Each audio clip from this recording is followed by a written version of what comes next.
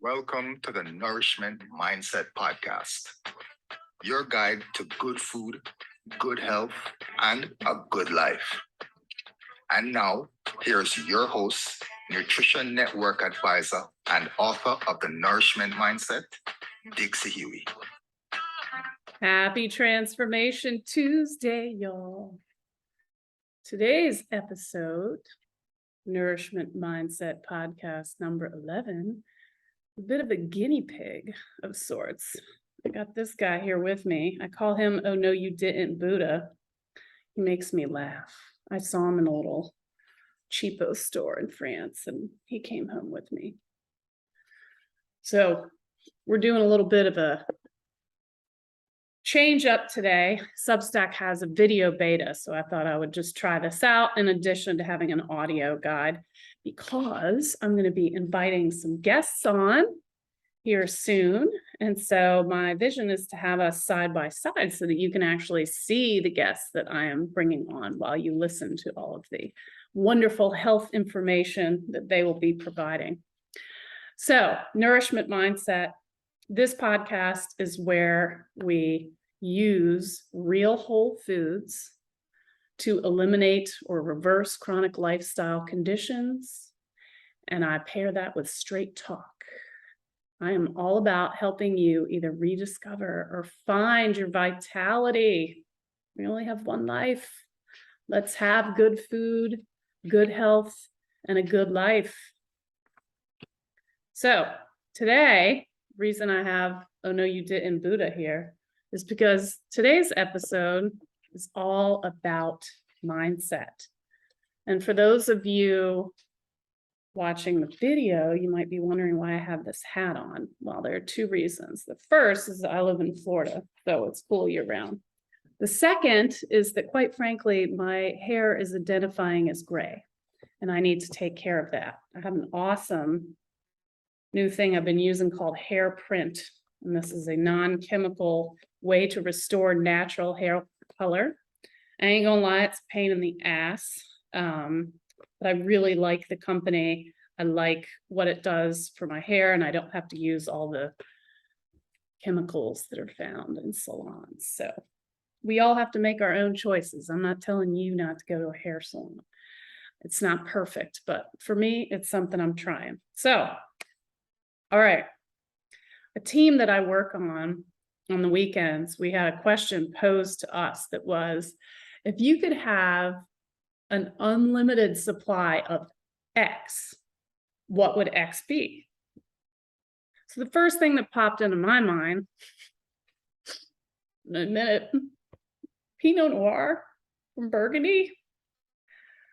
Pinot Noir, for wine lovers, it's a funky, fabulous, feisty, and fussy wine. And it can lend to the extraordinary when it's paired with wonderful terroir, basically where the wine is grown, and cultivation practices, as well as the actual cultivators, which would be primarily the wine grower and the winemaker. When all this comes together in harmony, you have magic in a bottle. So two of my favorite places for Pinot Noir is France's Burgundy region, as well as the Willamette Valley of Oregon, where my husband and I lived for 10 years. So we know it pretty well. In fact, I love Pinot so much that we were once at one of his work conferences, and he kind of had to like, all right, nudge me. Because there was this wine served at dinner where I put my nose in. I have tea right now, so it's not quite going to be the same thing. I put my nose in and I couldn't move. All I could do was just inhale this bottled beauty. And it got to a point where it was frankly weird because other people were having a discussion and doing what normal people at dinner do. And I just had my nose in this huge glass and I couldn't move. I didn't want to do anything. I was just in the moment. I was appreciating all of its amazing aromas. It was almost transcendent for me. So I realized that this is the kind of story where people came up with the term wine snobs. It's borderline obnoxious. So, okay, we're going to move on from there. So I did not write in my team message board that, I would like an unlimited supply of Pinot Noir. That was just what popped into my head. But the question did make me think, and it's such a good question. If you could have an unlimited supply of one thing, what would that be? So for me, I thought about it and I ended up answering gratitude. Gratitude is the quality of being grateful or thankful. It's a wonderful, present emotion. And it's so easy in this world that we live in to be operating in this hurried, mindless, focusing on ticking off things on your to-do list all day long and just kind of like getting through the day, that kind of mindset. That's not living with vitality.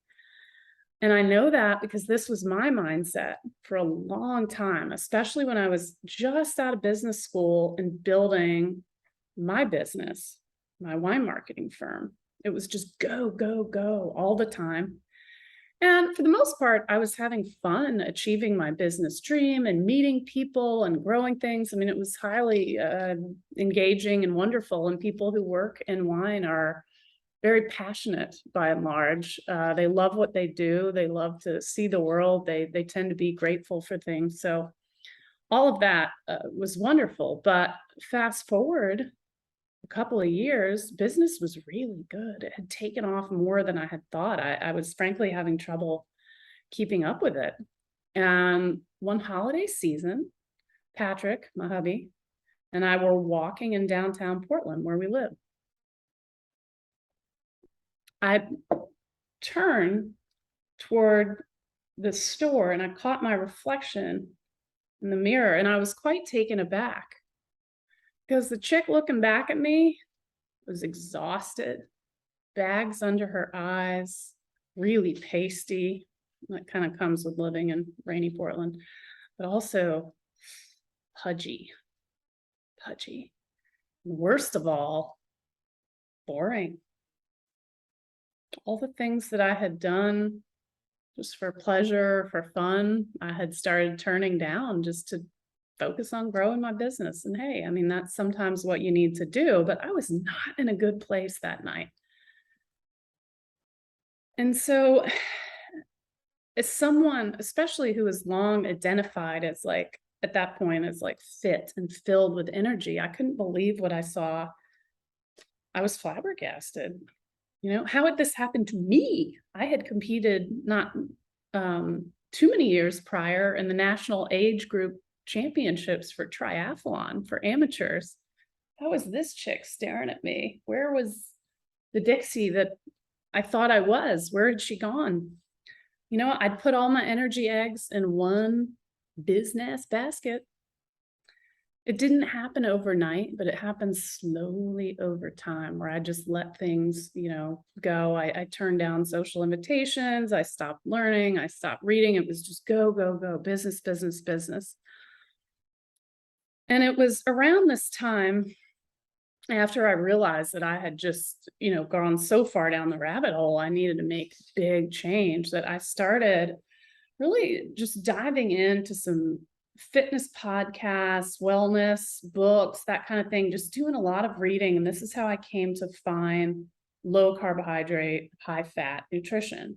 One of the things I didn't mention when I saw this chick in the reflection is that I had been unable to run. That was like my thing. That was my stress release. That's the one thing I would like make time for. But I had injured my ankle. I couldn't run and everything hurt. And so that was part of this, like the pudginess and the down energy and everything. So it was like this cycle.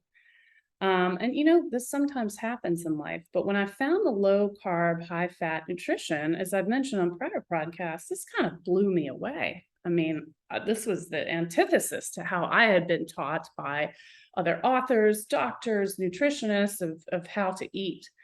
But pretty quickly, I found that eating this way gave me enhanced energy and improved my mood and even inflammation. It's not to say that it cured my ankle pain. That just took time and physical therapy, but I firmly believe it helped me kind of get over that pain barrier, and more importantly, gave me like this new quiet mental space. And I now know, at the time, I just sort of thought, okay, maybe I'm, turning a corner, I'm getting better. But now that I understand like the science behind low carbohydrate eating, it's basically my blood sugar was not doing this roller coaster thing and was instead more streamlined. So that led to a more streamlined personality.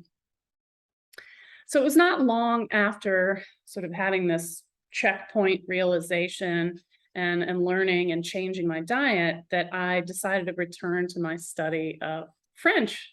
And I continue this today. At first, it was sort of a half-ass thing where I would sign up for a class at then the Portland Alliance Française, and half the time I just wouldn't go because I was too busy and I just wasn't making time to do that.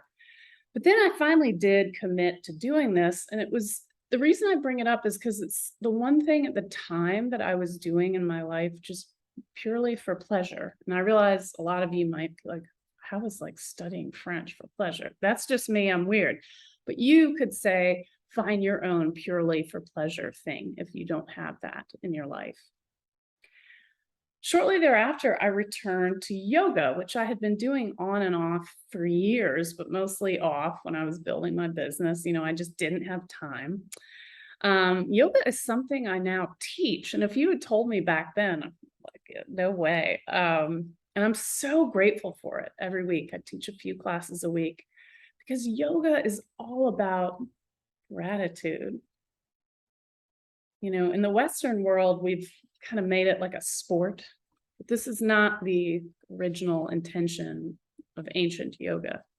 It shouldn't be a sport, like a tough workout. Yoga is a practice. It's a mindfulness practice. It's a gratitude practice.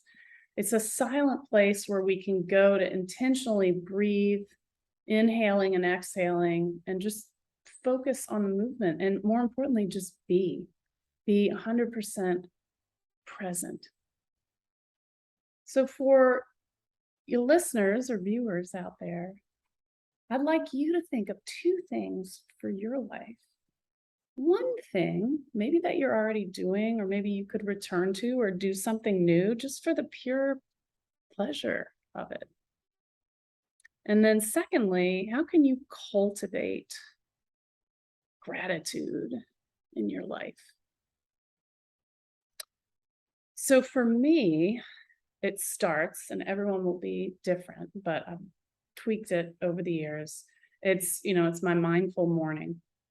I am best when I just wake up with the sunlight, but a lot of us have jobs and kids and all that stuff, so we have to do the alarm.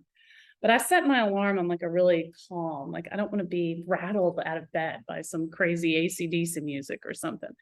So I set it on like a chime setting, and then I just stretch a little bit in bed. And I'll admit it, I let my giant Newfoundland climb in and out of bed as he likes. So I'll often, before I even get out of bed, just like cuddle with him. It's freaking awesome. It just takes a few minutes. And from there, it's all about looking at the sunrise or at the natural light. Certainly not this flippant thing. Screen rise, sunrise, and just feasting your eyes on the natural light, preferably barefoot. Yes.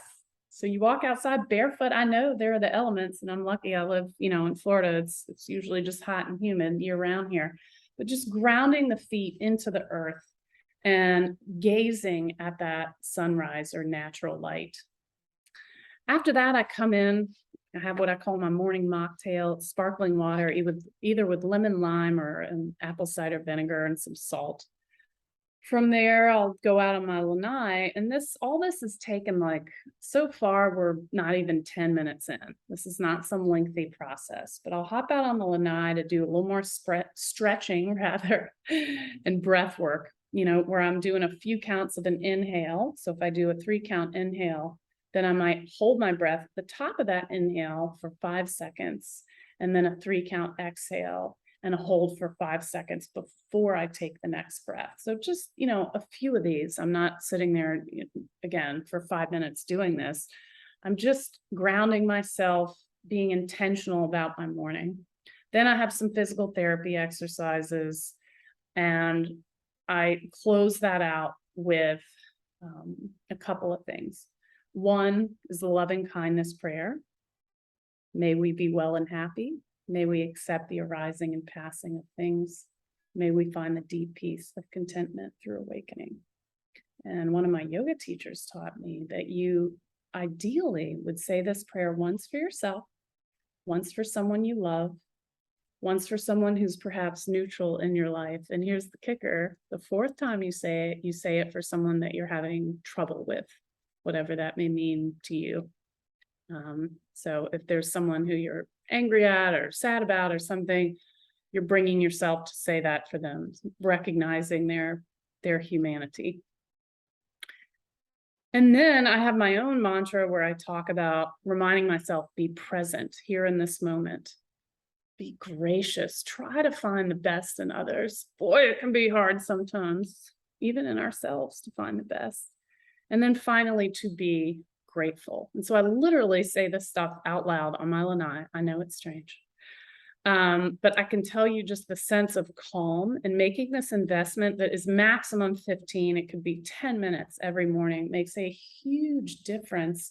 And just like the flow of my day, it's been helpful for me. So that's why I'm sharing it with you. I also have set an alarm on my phone to go off about 10 minutes before I need to pick up our son from school, with the hopes that I'll just power down, close my eyes, and just meditate. Meditation can be really hard. The mind wanders. I used to resist it, but the fact is you just need to sit and be still. And if a thought comes in, you can let it go out and it's okay. But it's the act of just sitting quietly with the eyes closed. Sometimes I think about what I'm smelling or what I'm hearing, how my body's feeling. That helps me just kind of wind down, because I want to show up for him in this calmer manner and kind of let the day's work stuff stay in the office, so to speak. So again, 10 to 15 minutes for me, it's been profoundly helpful. And I do notice the difference on the days I don't do it. For my clients, a lot of whom aren't hippy dippy yoga teaching folk like me, I just call it take time to just be.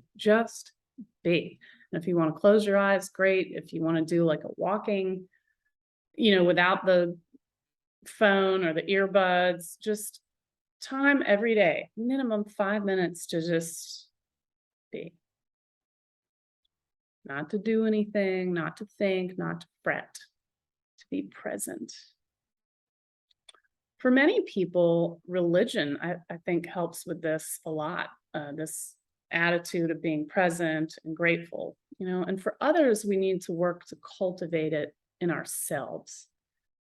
So when you take time to just be, there will be things that come up. A couple seconds ago, I mentioned thoughts that come and go. And again, that's okay. Let's not abandon the idea of just being. Doesn't have to be called meditation because we can't sit still or be without thought. It's okay. Just allow the things to pass. I have a chapter. It's one of the final chapters in my Nourishment Mindset book, which I'm so excited. I'm going to see the cover designs on Friday. This thing is coming. I don't think it's going to be coming before the holidays. And it's really, frankly, not quite, maybe it could be a good holiday gift for someone, but I think it's more of like New Year, New You. So stay tuned for that. But my chapter, one of my final chapters, is called Let Your Pain on Your Porch. What in the world is this? So 4 years ago, I was having a really, really hard time, very close to my first Newfoundland. She was really more like a sister to me. It's hard to explain, especially if y'all don't, have a very close angel dog. But Rebel, who is now tattooed on me, that's how much I think of her, had passed away and been months, and I was still just having a horrible time with this. And in fact, I found myself unable to meditate, unable to do yoga, unable to even read, because it would be that like quiet time of the night. And if I sat down and stopped just doing all the fretty stuff that I'm doing, grief would flood in. and I didn't want to be with that grief. It was super uncomfortable. So I just, would try to keep moving. But there was one night I decided, we were traveling and I was just sitting on this porch, and I let that grief in on the porch, and I sat there and I cried more than a river, an ocean.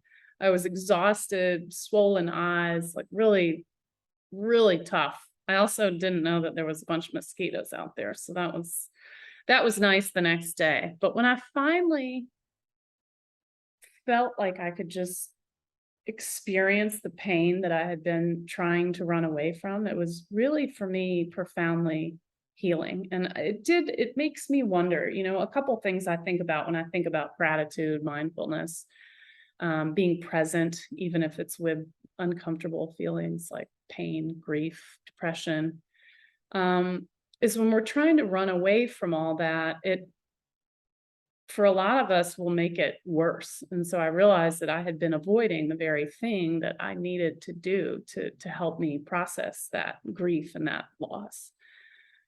The other thing I wonder about as it pertains to food, nutrition, pleasures of the table, is that when we're running around doing all the time and kind of in this less mindful place, it becomes harder to nourish yourself mindfully, the literal nourishment of real whole foods.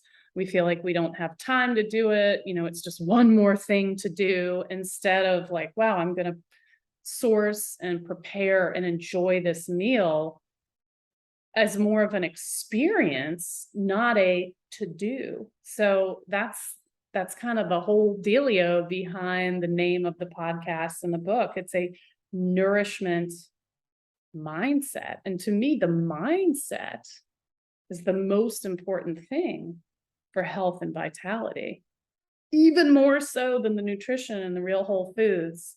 And I haven't said it yet, and avoiding those nasty seed and vegetable oils. Nourishment mindset, what's on your mind, more important even than nutrition. Again, hard for me to admit, hard for me to say. But when you get the mindset right, the rest can follow. If the mindset is not there, it's going to be hard to go through the motions. It will be hard to remember your why of why you're doing this. So this is why it's so important to cultivate gratitude for the good things, for your awareness, for gratitude just for the opportunity to have another day at life. Sure, there's shitty days. There's no way around that. That's obviously part of it. But if we cultivate gratitude and put some more of that maybe in the bank than is needed, then I firmly believe that we're going to not only be better able to draw upon that when we most need it, but here's the wonderful thing, is to share some of that gratitude with the people around us who sometimes need it more than we do. So to be able to share that presence, that graciousness, the gratefulness with others, to me, that's what enriches life. So, for what are you grateful? Why are you grateful for that what? And how can you bring these thoughts forth into your daily life? What's going to work for you? I describe what works for me. It's nothing fancy. For some, it might be journaling. It might just be praying. It might be thinking about it before you go to bed or as you're brushing your teeth in the morning. It doesn't have to be, I feel like people talk about a gratitude practice and it just sounds like another to do. But no, if you give it just a little bit of your time, it will give you back so much more. So that's today. We went in a little bit of a different direction, talking about mindset. And for me, the thing that I wanted to have the unlimited supply of is gratitude. I hope this helps you think about your own life and how you can be intentional and just work on that mindset. That's my tip for today, y'all. Please like, share, and review on whatever podcast platform you're listening to, whether that's Apple, Spotify, or just favorfat.substack.com.